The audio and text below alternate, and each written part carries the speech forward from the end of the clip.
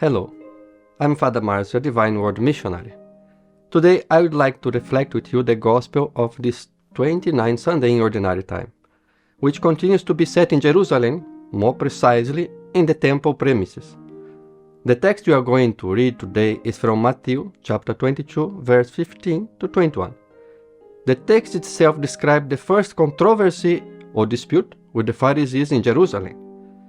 The question raised by the Pharisees is more related to the doctrine, especially in relation to the interpretation of the law, although the case described also as political dimension. Now, the Pharisees set the trap as the text attests. Then the Pharisees went and plotted to entrap him in what he said. The plan consisted of putting Jesus in an uncomfortable situation and thus publicly to accuse him. After a beautiful compliment, they came with the malicious question. Tell us then, what do you think? Is it lawful to pay taxes to Caesar or not? This is where they wanted to get to, imagining they were putting Jesus in a dead end. And really, the situation was unfavorable for Jesus, as he had to give his opinion on one of the most delicate topics in the daily life of the Jewish people at that time. If he responded that it is lawful to pay tax to Caesar, Jesus would be pleasing the Herodians, and at the same time he would be gaining the antipathy of the crowds and be considered a traitor by his people. Furthermore, it would be recognizing the lordship of Caesar. Now, if he responded that it is not lawful to pay the tax, he would please the Pharisees and other Jewish compatriots, and at the same time anticipate his condemnation as rebel and political subversive. However, Jesus did not fall for the plot of his adversaries, and soon rebuked them. You hypocrites, why do you set a trap for me? Jesus stands out from an uncomfortable situation and ends up leaving his adversaries in a difficult position. He says, "Show me the tax coin." They then took the coin from him. Jesus, upon seeing the coin, asked them, "Whose figure and inscription is on this coin?"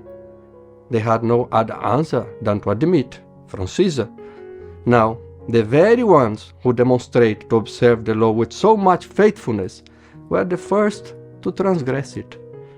Jesus responded, "Render therefore to Caesar the things that are Caesar's, and to God the things that are God's." Some translations make a mistake in using the verb to give. In fact, the verb used in the original language of the text corresponds to restitute or return. Jesus' answer seemed complex at first glance and easy to distort, as it was for a long time and continues to be. The order to restitute to Caesar what belongs to him consists of abandoning everything that is not related to the kingdom of God. It is necessary to stop compromising with imperial logic and in general. This requires a new awareness and constant vigilant attitude. It is necessary to build a new society from a different perspective and logic, replacing power with service, with a new justice based on love.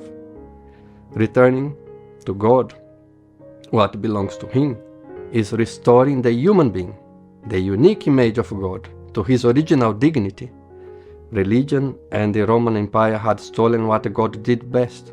They transformed the human being into a product by the combination of a political, economic, religious power.